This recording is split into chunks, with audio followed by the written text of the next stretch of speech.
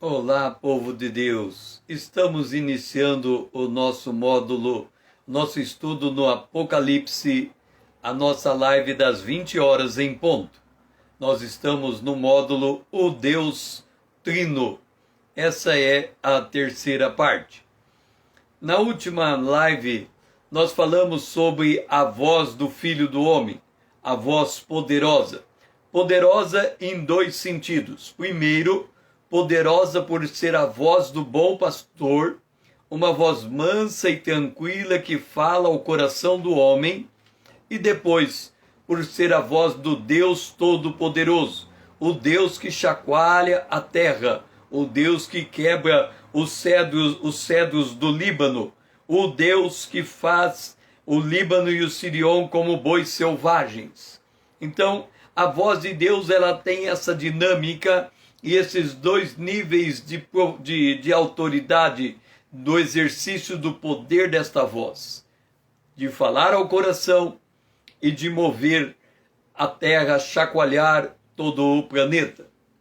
Nós também falamos sobre o soar da voz de Deus quando o Pai diz ao Filho, veio uma voz do céu e diz: eu já o glorifiquei e ainda o glorificarei. Nesse sentido, ali havia uma multidão que estava ouvindo aquele som, e essa multidão se dividiu em dois grupos. Um grupo entendeu que era um grande trovão que tinha sido soado. O outro grupo entendeu que era a voz de um anjo que tinha pronunciado a sua palavra. E aqui nós falamos sobre qual é a voz que nós estamos ouvindo, a voz de Deus ou a voz do mundo. Se nós estivermos ouvindo a voz de Deus, quando a trombeta tocar, nós haveremos de ouvir o toque para ir para casa. Se nós estivermos ouvindo a voz do mundo, quando a trombeta tocar, nós vamos achar que é apenas mais um trovão. Então nós temos que aprender a andar ouvindo a voz de Deus, como uma prática para o dia do arrebatamento. Em Êxodo capítulo 19, verso 18 e 19, quando falando da preparação da entrega dos 10 mandamentos, nós vemos Deus ali se apresentando. E olha como se deu a cena. E o clangor da trombeta ia aumentando cada vez mais. Moisés falava e Deus, olha só, Deus lhe respondia no trovão. Descendo o Senhor para o cimo do monte Sinai, chamou o Senhor a Moisés para o cimo do monte Sinai. Moisés subiu. Moisés subiu no monte Sinai. E o verso 18, todo o monte Sinai fumegava, porque o Senhor descera sobre ele em fogo, e sua fumaça subiu como fumaça de uma fornalha, e todo o monte tremia grandemente. Aqui vemos a manifestação do Deus Todo-Poderoso. E, novamente, uma associação da voz de Deus com o aparente som de um trovão. Em João, capítulo 5, versículo 27, fala da autoridade que Jesus recebeu. O verso 22 diz: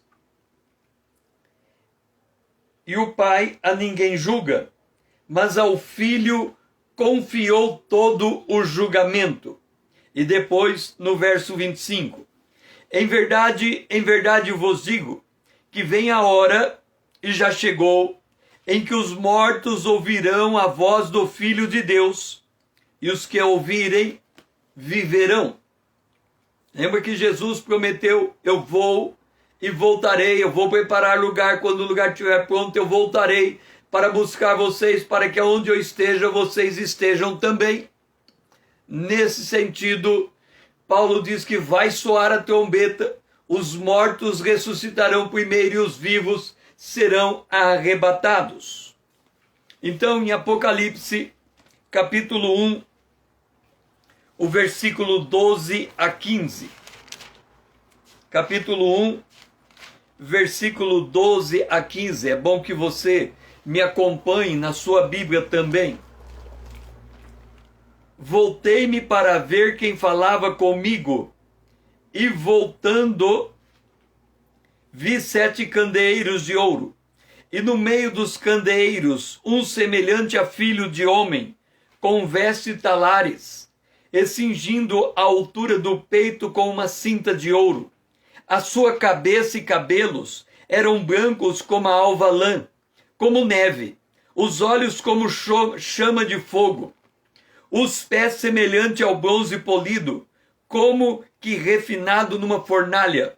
Aqui é Jesus se apresentando a João, o filho do homem. Agora, olha esse detalhe. Como que refinado numa fornalha, a voz como voz de muitas águas. A voz do Senhor, ela é uma voz poderosa, ela é como uma voz de muitas águas, o barulho deve ser ensurdecedor. Quando Jesus foi preso, ele falou: quem vocês procuram? Os soldados caíram ao som da voz de Jesus.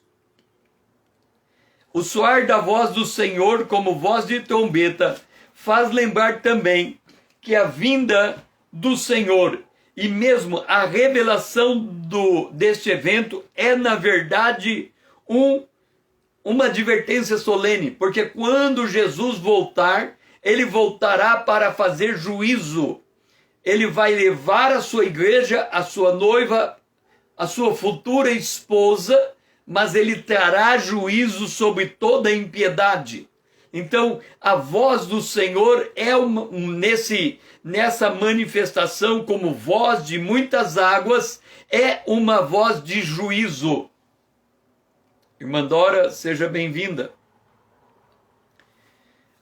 Em 2 Tessalonicenses, capítulo 1, versículos 6 a 10.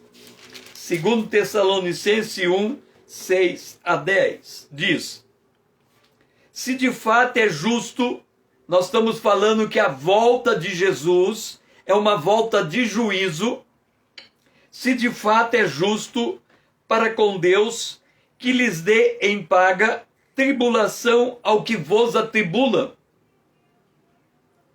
E a vós outros, que sois atribulados, alívio juntamente conosco, quando do céu se manifestar o Senhor com os anjos do seu poder, em chama de fogo, tomando vingança contra os que não conhecem a Deus e contra os que não obedecem o evangelho de nosso Senhor Jesus. Estes que não obedecem o evangelho e os que não conhecem a Deus, estes sofrerão penalidades de eterna destruição, banidos da face do Senhor e da glória do seu poder, quando vier para ser glorificado nos seus santos e ser admirado em todos os que crerem naquele dia, porquanto foi crido entre vós o nosso testemunho. Então, a volta de Jesus vai manifestar o poder do Deus Todo-Poderoso. A volta de Jesus vai manifestar a sua voz toda poderosa. E ele vai tomar vingança contra aqueles que atribulam a igreja, que perseguem a igreja. 2 Pedro, capítulo 3, versículo 3, tendo em conta, antes de tudo, que nos últimos dias virão escarnecedores com seus escárnios, andando segundo as suas próprias paixões, e dizendo: onde está a promessa da sua vinda? Porque desde os pais dormiram, todas as coisas permanecem como desde o princípio da criação. Estes são os que não conhecem a Deus, que que desobedecem, que não obedecem ao Evangelho de nosso Senhor Jesus Cristo e ainda escarnecem, colocando em dúvidas que Jesus vai voltar. Vamos entender uma coisa. Vamos traçar aqui a nossa linha do tempo. Aqui nós temos a eternidade passada, o tempo como nós conhecemos, a eternidade futura. Nós temos os dois extremos. Nós temos a criação dos céus e da terra, a nova criação dos céus e da terra. Nós temos a crucificação de Jesus Cristo e o retorno visível de Jesus Cristo. Nós temos o derramamento do Espírito Santo e nós temos o arrebatamento da igreja. Nós temos o arrebatamento da igreja. Agora, note, aqui, em algum lugar aqui, nós tivemos o dilúvio.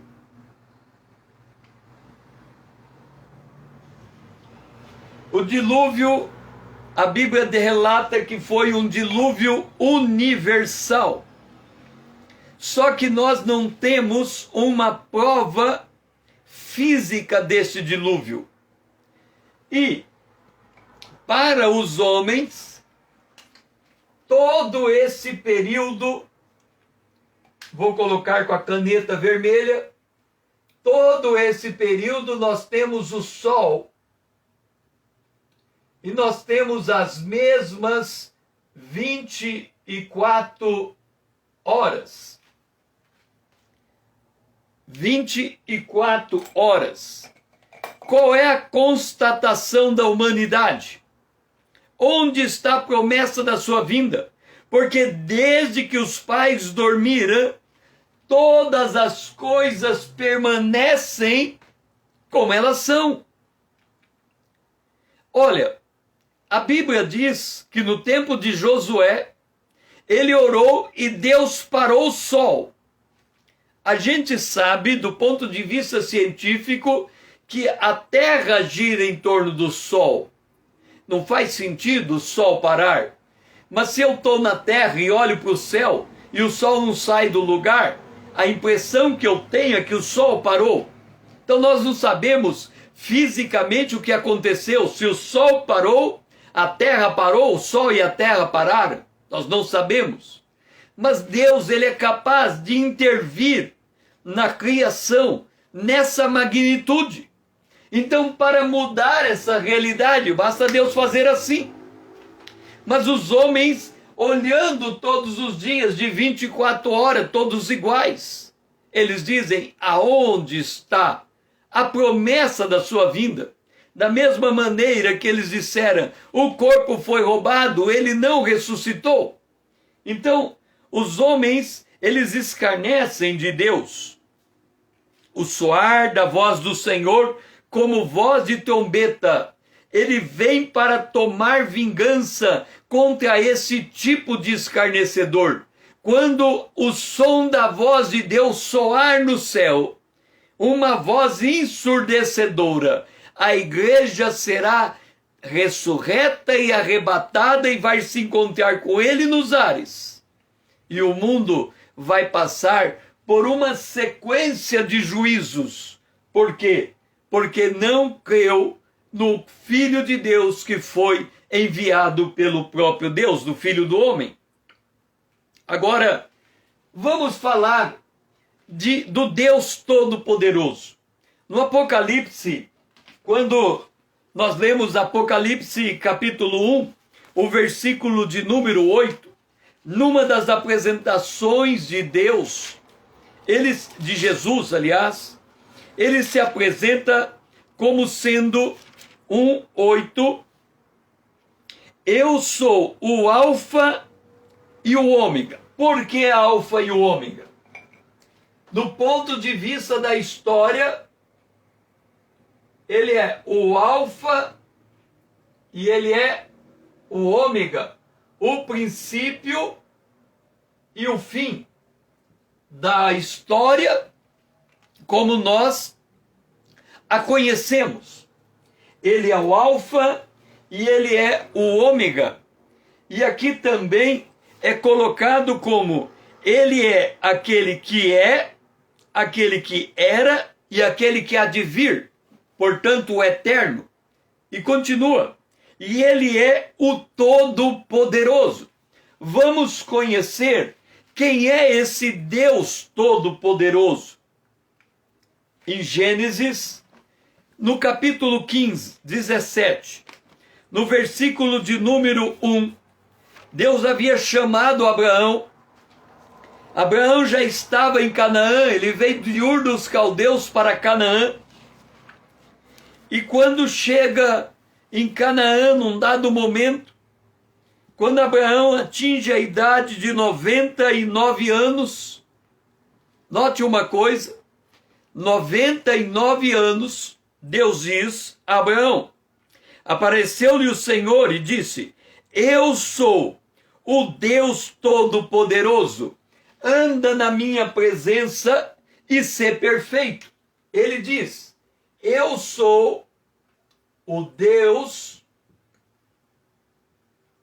eu sou o Deus Todo-Poderoso.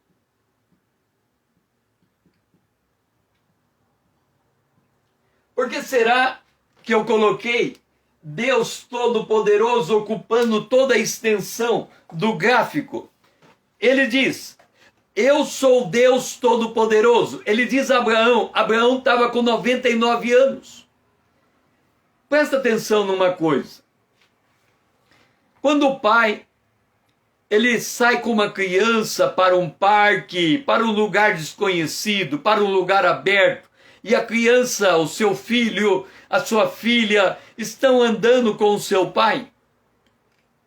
O pai diz assim, meu filho, minha filha, anda na minha presença, fica debaixo da minha vista, para que eu possa lhe proteger. O pai diz para o filho, fica na minha vista, não saia da minha vista em hipótese nenhuma. E o pai fica olhando a criança se movimentando naquele ambiente, à vista dele. Se Deus chama Abraão com 99 anos e diz, fica na minha vista e anda na minha presença e ser perfeito, Deus está tratando Abraão com 99 anos como uma criança. Jesus disse, se não formos como uma criança, não podemos entrar no reino de Deus. E vemos um homem de 99 anos, considerado como o pai da fé, sendo tratado por Deus como uma criança. Se olharmos à luz da eternidade, Abraão estava recém engatinhando na fé, com 99 anos de idade. Em Êxodo capítulo 6, no versículo de número 3, Deus diz a Moisés, fazendo uma referência ao que ele havia dito a Abraão, ele diz a Moisés, apareci a Abraão, a Isaque e a Jacó, como o Deus Todo-Poderoso, mas pelo meu nome, Senhor, não lhes fui conhecido. Pelo nome Senhor, eu sou. Agora, eu era conhecido de Abraão, de Isaque e de Jacó como o Deus Todo-Poderoso. Êxodo capítulo 20, versículo 2 e 3. Êxodo capítulo 20, Deus está entregando os 10 mandamentos. E Deus diz assim, eu sou o Senhor teu Deus, que te tirei da terra do Egito, da casa da servidão. Não terás outros deuses diante de mim. Lembra? No último módulo nós falamos do Deus Trino e da unicidade de Deus. Há um só Deus, não terá outro Deus diante de mim. Deus está declarando a Israel, eu sou o Senhor. E ele também está declarando: eu sou Deus Todo-Poderoso, porque eu te tirei da terra do Egito, eu te tirei da escravidão do Egito. Esse Deus Todo-Poderoso, vamos entender a esfera de atuação desse Deus Todo-Poderoso. Nós precisamos ter isso muito claro na nossa mente. Nesse tempo em que nós estamos passando por essa crise mundial, nesse tempo que nós estamos vendo o desemprego multiplicar, que nós estamos vendo o comércio se fechar, nesse tempo que nós estamos vendo as famílias desassistidas, nesse tempo em que nós estamos vendo as pessoas enfermas no hospital sem vaga, em UTI, em enfermaria e morrendo antes do tempo, nesse tempo muito difícil. Em Êxodo, capítulo 35, verso 11, Deus diz a Abraão, disse-lhe mais: eu sou o Deus Todo-Poderoso.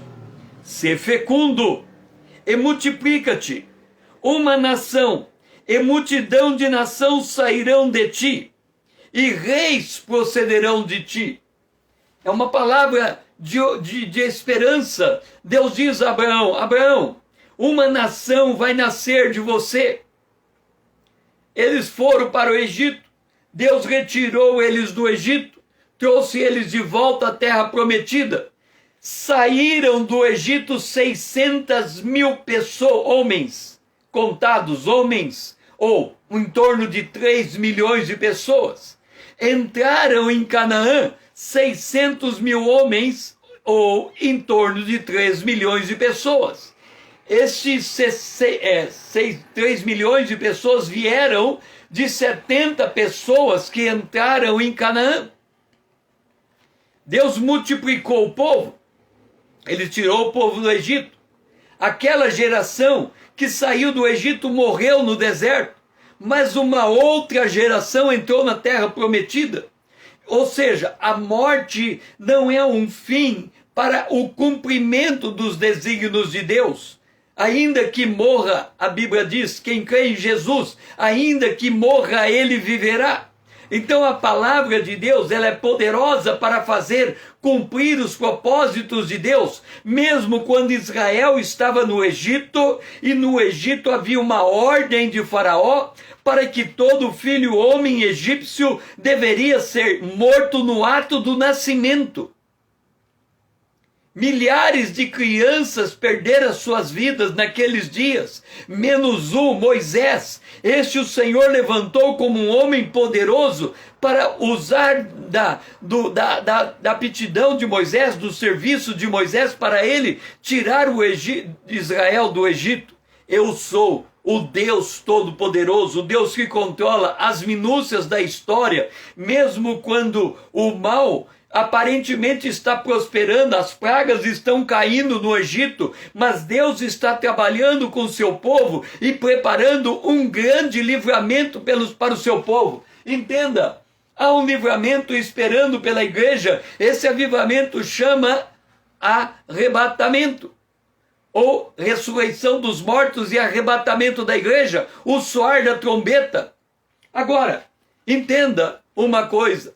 Quando Israel quis sair do Egito, o faraó chegou para os exatores, para os fiscais de trabalho e disseram: aumenta a carga de trabalho sobre este povo, porque este povo, ele está sobrando tempo, eles estão querendo ir no deserto adorar a Deus. O que é isso? Aumenta a carga de trabalho sobre este povo. Mas aquele povo que tinha uma carga de trabalho aumentada era o povo que clamava a Deus por um livramento. Nesse tempo que estamos vendo a morte tão de perto, talvez seja a hora de também termos um despertamento e dizer: Maranata, ora vem, Senhor Jesus. Volta, Senhor Jesus, para buscar a tua igreja, para irmos para casa. Porque este mundo não é um lugar apropriado para a vida humana. O Senhor tem que voltar e reinar e colocar o fim a toda iniquidade e estabelecer um reino de paz, um reino de justiça, que é o reino milenar de Jesus Cristo, que vai ocupar o trono de Davi. Ele é o Deus Todo-Poderoso. Em Gênesis, capítulo 35, o verso de 12 e 13, diz: a terra que dei a Abraão e a Isaque, Deus está falando agora com Jacó, dar-te-ei a ti, e depois de ti a tua descendência. E Deus se retirou, e elevando-se do lugar aonde lhe falara. Entenda, o trono de Deus está estabelecido no céu. O trono de Deus, o Filho de Deus, está à direita do Pai no céu. Ele voltou para o seu lugar. Ele se retirou, ele se elevou. Agora, olha para Israel. Israel habitava em Canaã. De Canaã eles foram transportados para a Babilônia. Depois de 70 anos eles voltaram para Canaã, uma parte da população. Depois eles ali permaneceram até a morte e ressurreição de Jesus Cristo. Depois, nos anos 70, Jerusalém foi destruída. Os judeus foram espalhados pela terra. E aí passaram-se 1948 anos. E os judeus voltaram a ser nação. O Deus Todo-Poderoso. Ele fala para Abraão: Abraão, eu vou dar essa terra. Eu vou dar essa terra a você. Depois ele disse o mesmo a Isaac. Depois ele diz o mesmo a Abraão, a Jacó. E agora ele diz: Jacó, e eu vou dar a tua descendência. E se passaram 1948 anos. Aparentemente, o plano de Deus havia naufragado. Agora Israel volta a ser nação. Eu sou o Deus Todo-Poderoso. Em Gênesis, capítulo 33, o versículo 14. Então Jacó erigiu uma coluna de pedra no lugar onde Deus falara com ele, e derramou ela uma libação, e lhe deitou óleo. Ao lugar onde Deus lhe falara, Jacó chamou de Betel. Betel significa casa de Deus. Entenda, Deus é o Deus Todo-Poderoso. Deus é o Deus Todo-Poderoso. O que se faz diante desse Deus Todo-Poderoso? Levanta-se um altar ao Deus Todo-Poderoso. E o que se apresenta nesse altar? Um sacrifício. Ele colocou uma libação ao altar. Essa libação nós podemos chamar ela de oração. Ele derramou azeite sobre o altar. Ele derramou azeite sobre o altar. Esse azeite, nós podemos dizer que é a presença do Espírito Santo. Nós não sabemos orar como convém. O Espírito Santo intercede por nós em gemidos inexprimíveis. Para nós estarmos diante do Deus Todo-Poderoso que tem a história sob o seu controle, nós temos que aprender a adorar esse Deus, a nos render diante desse Deus, a prostrar diante desse Deus, e o fazemos sob a assistência do Espírito Santo. O Deus Todo-Poderoso.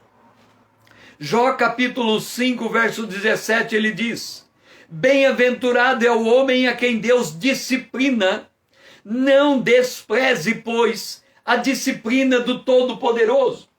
De que disciplina ele está dizendo? A disciplina é a tribulação.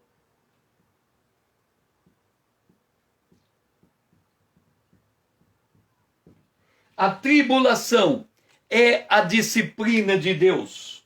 Deus disciplina o seu povo.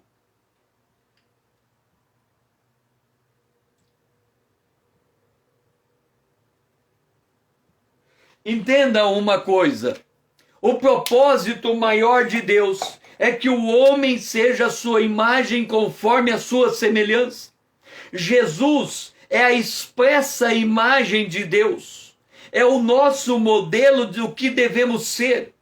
E para que nós sejamos esse modelo, nós passamos por disciplina, por tribulação. A tribulação, ela tem duas faces. Ou você olha para a tribulação como uma provação e você é aprovado na sua fé, ou você olha para a tribulação como uma tentação e você cai da sua fé. Nós podemos fazer escolha. Como é que nós vamos enxergar a nossa tribulação? E aqui está Jó. Nós todos conhecemos a história de Jó, a paciência de Jó. Ele suportou a perda de todos os seus filhos, a perda de todo o seu patrimônio e a perda de toda a sua saúde e depois a perda de todos os seus amigos. Mas ele perseverou. Ele foi paciente até o fim e Deus reverteu o seu cativeiro. Por quê? Porque ele entendia que Deus é o Todo-Poderoso que disciplina. Então Deus utilizou todas as circunstâncias no entorno de Jó para, através daquela circunstância, extrair de Jó um ensinamento. Jó 6,14. Ao aflito deve o amigo mostrar compaixão, a menos que tenha abandonado o temor do Todo-Poderoso. Eu me lembro que quando pequeno, uma das lições que eu recebi era: nunca trate mal uma pessoa com deficiência física. Porque há aqueles que olham para um cego andando e colocam um tropeço só para ver o cego tropeçar. Jó está dizendo, quando alguém procede dessa maneira, é porque ele abandonou o temor do Todo-Poderoso. O que é o temor do Todo-Poderoso? É que o nosso Deus esquadrinha o coração de todos os homens de toda a humanidade. Ele conhece cada um na sua estrutura. A palavra nem sai na boca e Deus já sabe o que o indivíduo pretende fazer. E quem tem o temor de Deus, quem sabe desse nível de percepção que Deus tem acerca da humanidade, ele pondera o que ele faz. O Jó ainda disse em Jó 33, versículo 4, o Espírito de Deus me fez, o sopro do Todo-Poderoso me dá vida. Ou seja, se nós temos o fôlego de vida, é porque o Todo-Poderoso está nos sustentando em nossas jornadas. Por fim, Joel, capítulo 1, versículo 15, ele diz, que dia! O dia do Senhor está perto, e vem como assolação do Todo-Poderoso. Este é o dia do Senhor. O dia do Senhor, ele vai durar 7 anos. A 70ª semana de Daniel. Será um dia de trevas, um dia de dor, um dia de destruição, um dia de derrubar aquele que é soberbo. Será terrível. Os selos, as trombetas e as pragas e as taças que serão derramadas naquele dia. Este é o dia do Todo-Poderoso. Ele não só disciplina, como também ele vem para juízo. Nós vemos hoje o homem mau se prevalecendo da sua maldade. Nós vemos a corrupção de homens públicos. Nós vemos os homens enriquecendo à custa do seu próximo, pois saiba que vai chegar o dia do juízo. O dia do Senhor está perto e vem com uma assolação do Todo-Poderoso. Vamos agora fazer um outro movimento da revelação. Vamos olhar para o Filho do Homem, o sumo sacerdote e as chaves da morte e do inferno. O Filho do Homem, em Apocalipse capítulo 1, versículo 13. João tem uma visão de Jesus e no meio dos candeeiros um semelhante a Filho do Homem, com veste talares cingida à altura do peito com uma cinta de ouro. Que vestes são estas? Criou Deus, pois, o homem, a sua imagem, a imagem de Deus o criou. Significa, porque que Jesus, ele se fez homem? Porque Deus disse, eu vou fazer o homem a minha imagem conforme a minha semelhança. E Jesus, ele assume o formato humano para ele próprio ser o modelo daquilo que nós devemos ser, a imagem e semelhança de Deus. Por isso, o salmista, ele fala, que é o homem para que dele te lembres? E o filho do homem que o visite? Fizeste, no entanto, por um pouco menor do que Deus, ou do que os anjos, e de glória e de honra o coroaste. O que está dizendo aqui? É que Jesus, que morreu, ele foi elevado aos céus e assentou-se à direita do Pai. Ele desceu humilhado, ele subiu exaltado. Por isso que o salmista diz, o Senhor fez o homem menor do que o anjo. Jesus foi humilhado, mas depois o Senhor o exaltou e o coroou e o honrou. Jesus cumpriu toda a justiça de Deus. É por isso que Jesus orou ao Pai, em João capítulo 17, no versículo de número 5. E agora, glorifica-me, ó Pai, contigo mesmo, com a glória que eu tinha junto de ti, antes que o mundo existisse. Glorifica-me, ó Pai, com a glória que eu tive junto de ti, antes que o mundo, antes que houvesse mundo. Então, ele está falando da eternidade passada. Ele está dizendo, na eternidade passada, o verbo era Deus. O verbo estava com Deus. Ele estava no princípio com Deus. Mas ele resolveu se humilhar. Tomou a forma de servo, se fez homem. Morreu como o Cordeiro de Deus que tira o pecado do mundo. E Deus o exaltou soberanamente. Ele disse, glorifica-me o Pai. E o Pai respondeu, eu já o tenho glorificado e ainda o glorificarei ainda mais.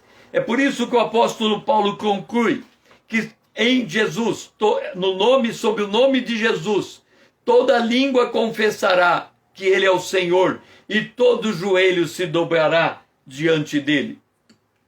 O Filho do Homem, ele se esvaziou, ele se fez servo, ele se tornou semelhante ao homem e ele foi reconhecido em forma humana. Ele a si mesmo exaltou, Filipenses disse, tornando-se obediente até a morte e morte de cruz. Entenda uma coisa, o salário do pecado é a morte. Jesus não podia morrer porque ele não tinha pecado, mas ele levou sobre si os nossos pecados. Por isso ele morreu em nosso lugar. Ele morreu sacrificialmente. E tendo morrido sacrificialmente, ou seja, sendo obediente até a morte, e nesse caso a morte é fim de linha para o ser humano. O ser humano, ele quer deixar um legado, porque ele sabe que a morte está ali na frente, e aí tudo acaba. Jó falou, eu nu voltei, nu eu vim para a terra, e nu eu voltarei. O homem não leva nada depois que ele morre. Sandra, seja bem-vinda. Depois que ele morre. Então entenda, Jesus se humilhou, ele se tornou obediente até a morte. E qual foi o resultado da humilhação de Jesus? Filipenses diz, Filipenses 2:9, pelo que também Deus o Pai, o exaltou sobremaneira. O que é exaltar sobremaneira? É colocar Jesus assentado à direita do Pai. É a posição maior de todo o universo. E lhe deu o nome que está acima de todo nome. Está acima dos homens, está acima dos anjos, está acima de toda a criação. Este é Jesus, o Filho do homem, exaltado por Deus.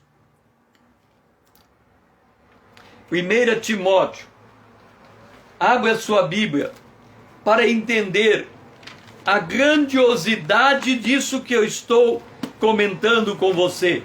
1 Timóteo, no capítulo 3, no versículo de número 16, Timóteo diz: evidentemente, grande é o mistério da piedade. Aquele que foi manifestado na carne, o Verbo se fez carne.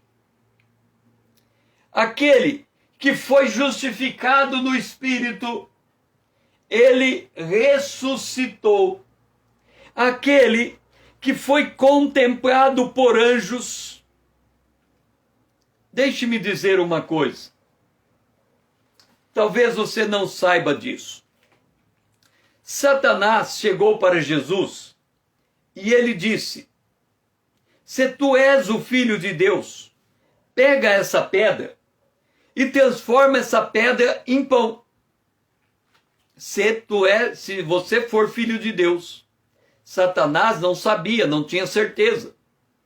Agora entenda uma coisa. Os anjos proclamaram o nascimento de Jesus e disse: glórias no céu e paz na terra aos homens de boa vontade. Mas naquele instante, os anjos também estavam conhecendo que o Filho de Deus, o Verbo que estava com Deus, estava se humilhando e se fazendo homem. Eles deviam olhar e se perguntar: o que está acontecendo aqui? Quem é esse homem que está nesse nível de humilhação? De certo que os anjos ficavam se perguntando: será que esse aqui é o mesmo que estava lá? Quando Jesus é ressurreto e volta a ocupar o seu lugar, eles confirmam, realmente ele é aquele que era. Porque isso é um mistério. É um mistério para os homens e é um mistério para os anjos. Os anjos não são oniscientes. Eles estão aprendendo junto com nós. E Jesus foi pregado entre os gentios, foi crido no mundo e foi recebido na glória. Então, este é o mistério da piedade. O Filho do homem, deixando a sua divindade, sendo como um de nós, sofrendo como nós sofrendo, permanecendo fiel a Deus, voltando a ocupar o lugar que tinha outrora. O Filho do homem. Agora, até aqui nós vimos o Filho do homem sendo humilhado para ser exaltado. Veja a visão que Daniel teve do Filho do homem em Daniel capítulo 7, o versículo de número 13. Daniel capítulo 7, o versículo de número 13. Lembra que nós estamos fazendo uma série de lives.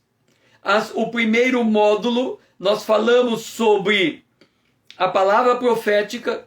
O segundo módulo, a maneira como lemos o texto profético. O terceiro módulo, nós falamos sobre a redenção, o pano de fundo da redenção, a queda, a criação, a queda e a redenção do ser humano, a restauração do espírito, a restauração do corpo e a restauração da terra. Depois nós começamos uma série de lives sobre os personagens do Apocalipse. Nós falamos no módulo passado sobre a igreja, o corpo de Cristo. E agora estamos falando sobre o Deus Trino. E aqui em Daniel capítulo 7, o versículo 13. Daniel está tendo uma visão e ele diz: eu estava olhando nas minhas visões da noite e eis que vinha com as nuvens do céu. Estas nuvens que estão vindo junto, lembra que lá em 1 Tessalonicenses, no capítulo 4, fala do arrebatamento da igreja, da ressurreição dos mortos, que nós vamos encontrar com os senhores nas nuvens. Nós, quando estivermos lá no alto, a multidão será tão grande que nós formaremos como se fosse uma nuvem seguindo o Senhor. Então esta nuvem que aparece aqui são os salvos, lavados e remidos pelo sangue do Cordeiro, que foram mortos e ressuscitados. Portanto, nós estamos em algum momento depois do arrebatamento da igreja, antes de começar o dia do Senhor. E aqui ele diz: eis que vinha com as nuvens do céu, um como filho do homem, e dirigiu-se ao ancião de dias, e o fizera chegar até ele. Lembra que nós vamos ser ressuscitados, vamos receber os galardões dos céus, e vamos em direção ao trono de Deus, que está no capítulo 4 de Apocalipse. Então, se você quer saber o que nós vamos fazer, nós vamos fazer 3 coisas logo depois do arrebatamento. A primeira, estar diante de Jesus para permanecer para sempre com ele. A segunda, receber os galardões. A terceira, sair com Jesus em direção ao trono de Deus, ao ancião de dias. Se você quer enxergar essa cena, leia Apocalipse no capítulo 4. É a cena onde está o ancião de dias. Daniel 7, 14.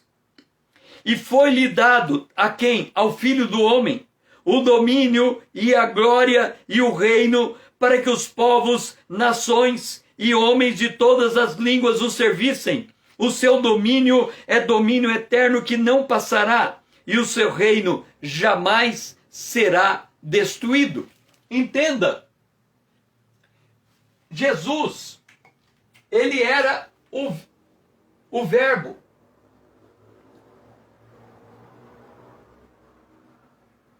Ele era o Verbo de Deus. Sendo o Verbo de Deus, ele se humilhou e veio para a cruz. E agora ele é exaltado. Por isso que é dito que ele recebe o reino de Deus, porque ele tinha que passar pela humilhação antes de chegar na sua glória. Ele tinha essa glória, mas ele abriu mão dela, passou pela humilhação e recebeu essa glória. Mateus, capítulo 24, o versículo de número 30. Jesus disse assim: então aparecerá o sinal do Filho do Homem.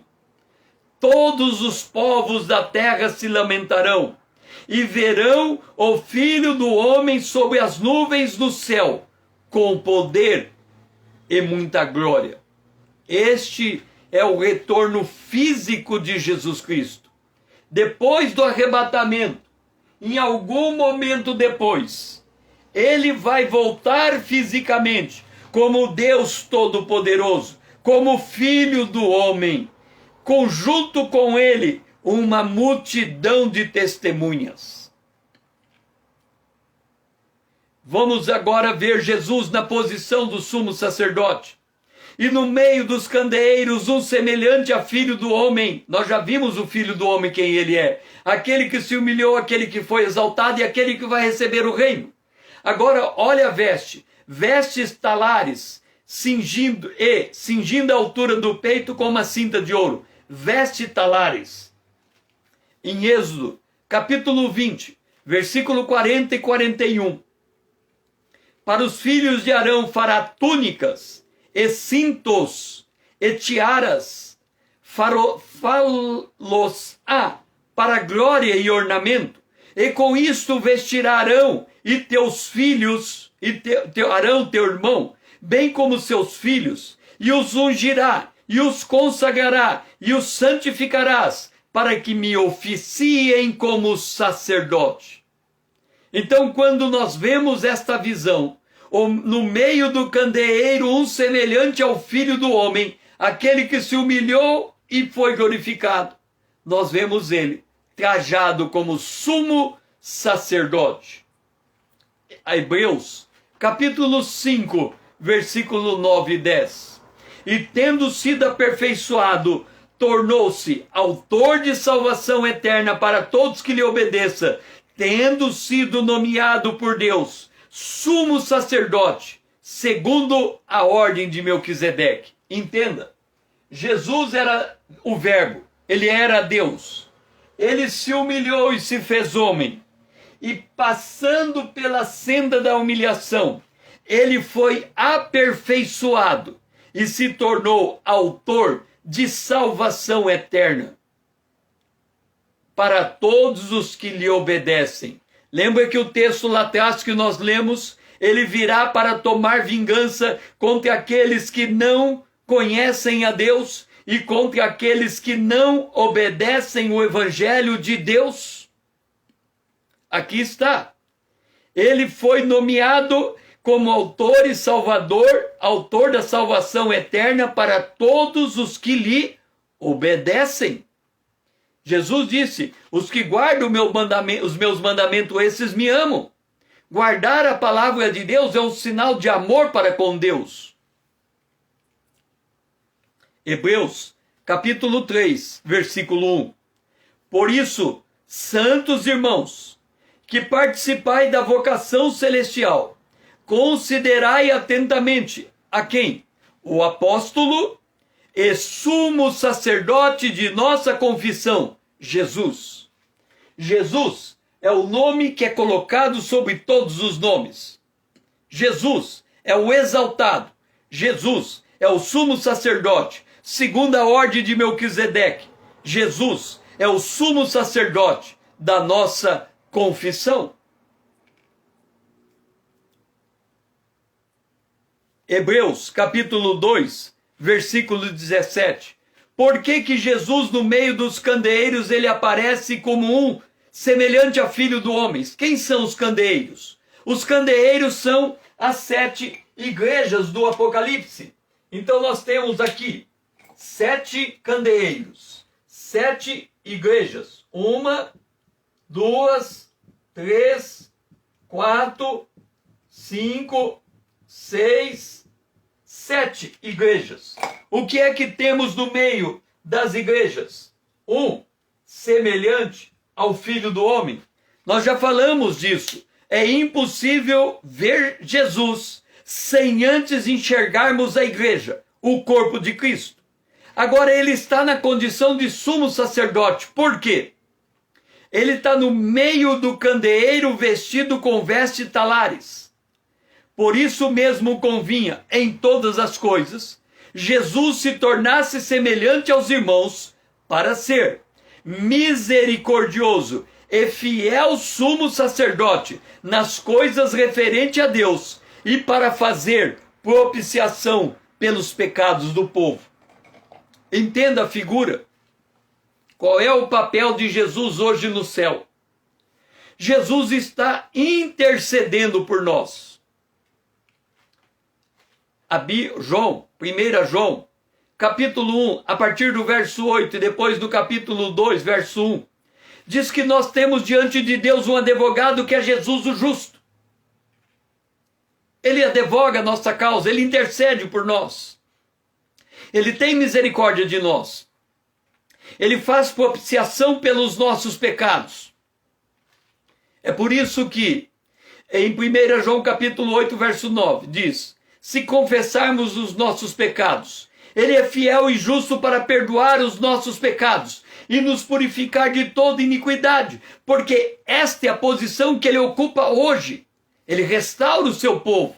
Ele é o autor de eterna salvação. Então, quando caímos em pecado, podemos confessar o nosso pecado e recebermos o perdão de Deus.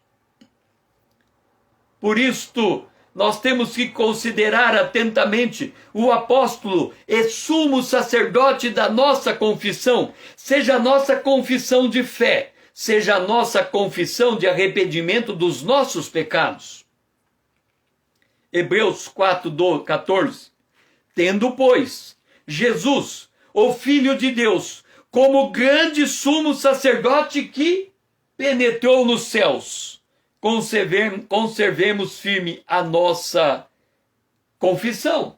O Verbo se fez carne, se humilhou, foi exaltado, penetrou no céu, e hoje ele é o nosso sumo sacerdote, misericordioso, porque ele conhece a nossa fraqueza, as nossas dores.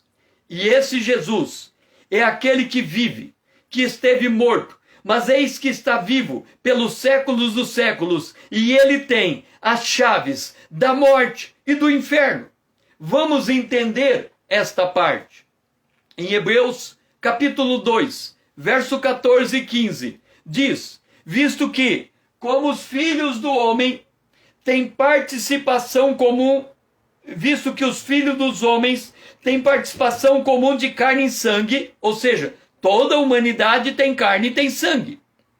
Jesus também deixou de ser o Verbo, humilhou-se a si mesmo e, desta forma, igualmente participou da carne e do sangue, para que por sua morte destruísse aquele que tem o poder da morte. Ele destruiu o diabo.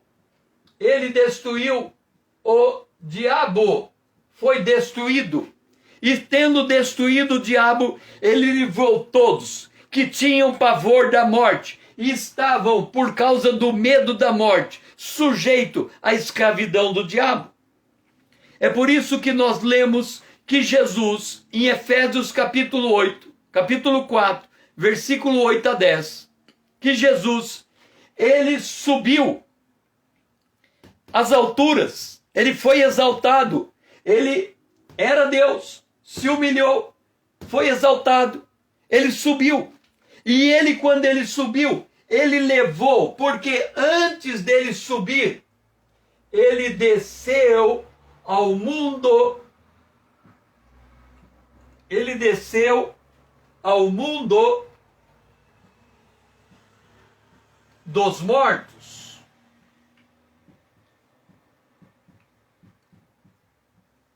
Ele desceu ao mundo dos mortos. Antes dele ser exaltado, ele morreu. Ele desceu ao mundo dos mortos. E ele subiu. E quando ele subiu, todos os que estavam no chamado seio de Abraão, todos os mortos do Antigo Testamento, que estavam na profundeza da terra, no lugar chamado seio de Abraão, ele pegou esse pacote inteiro e levou para o paraíso, que agora é no terceiro céu.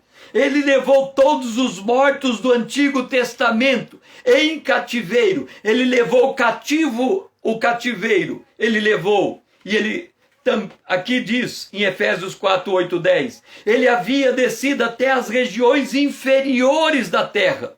Então, antes dele subir, ele desceu na profundeza. Ele morreu igualzinho Jonas. Jonas morreu e foi até o fundo do mar. Jesus morreu e desceu até as profundezas do Hades. E lá ele foi no seio de Abraão e pegou todos os que estavam mortos do Antigo Testamento, que havia crido nele. Esta era a condição, crer no Cordeiro. Todos os que creram do Antigo Testamento foram levados cativos e hoje estão nos céus dos céus. Em espírito, não em corpo. Então Jesus, quando ele desceu, o apóstolo Pedro diz em 3 Pedro 19 e 20, que ele foi ao mundo dos mortos e ele pregou aos espíritos em prisão. Quem eram esses espíritos? Os que no outro tempo foram desobedientes quanto à longanimidade de Deus. E eles aguardavam nos dias que a longanimidade de que Deus... no outro tempo foram desobedientes, quando a longanimidade de Deus aguardava nos dias de Noé, enquanto se preparava a arca. na qual poucos, a saber, 8 pessoas foram salvas através da água. Ele está falando o período do dilúvio e anterior ao dilúvio. Os mortos anterior ao dilúvio também estavam no mundo dos mortos. Ele foi até lá e ele pregou o evangelho. Ele tornou claro a mensagem da arca de Noé. Ele explicou o conceito da arca e eles tiveram que permanecer naquele estado de sofrimento, agora com consciência da longanimidade de Deus que eles haviam rejeitado. Noé salvou com sua família. É por isso que Apocalipse capítulo 20, versículo 13 e 14 diz que deu o mar os mortos que nele estava, a morte e o além. Ele tem a chave da morte e do inferno. Pois no final dos tempos, Apocalipse capítulo 20, todos os que estão no mundo dos mortos, a Bíblia diz que a morte é o último inimigo a ser vencido. A morte vai ter que entregar os seus mortos. Os salvos não vão estar lá. A porta do inferno não prevalece contra a igreja. Quer dizer, quando a igreja morre, alguém da igreja morre, um membro da igreja morre, ele não vai para o mundo dos mortos. Jesus tirou o cativo do mundo dos mortos, os que creram, e levou para os céus. Quando alguém morre, o espírito volta para Deus, o corpo vai ao pó. Só vai para os mundos dos mortos os que não conhecem a Deus e os que desobedecem o evangelho de Deus. E assim, nós terminamos esse bloco chamado o Deus Trino. O próximo bloco nós vamos trabalhar com Israel. Agora, eu faço as orações, a oração de Paulo, em Romanos 15, versículo 30 a 33, o meu pedido de oração a você que está me ouvindo. Eu rogo a você, meu irmão, por nosso Senhor Jesus Cristo e pelo amor do Espírito, que vocês lutem juntamente comigo nas suas orações por mim a Deus, para que eu seja livre dos rebeldes e que este meu ministério seja aceito aos santos, a fim de que pela vontade de Deus eu chegue até vocês com alegria e possa entre vocês recobrar as minhas forças, e o Deus de paz seja com todos vocês. Amém. Muito obrigado, Dora, Sandra, por ter estado comigo nesta live. Venha para o meu Instagram. Venha fazer parte dos meus seguidores. Vamos tornar essa conta relevante para que essa mensagem possa chegar mais longe. Me ajude. Marque no aviãozinho todos os seus amigos e encaminhe esse vídeo. Me ajude a despertar o povo de Deus, para que ele se coloque de pé e Jesus Cristo possa esclarecê-lo, porque a hora está chegando. Que o Senhor seja louvado, que você tenha um restante de dia abençoado na presença de Deus e que você possa encontrar comigo amanhã às 20 horas em ponto no na nossa próxima live, apresentando mais um personagem do Apocalipse. Que o Senhor seja louvado.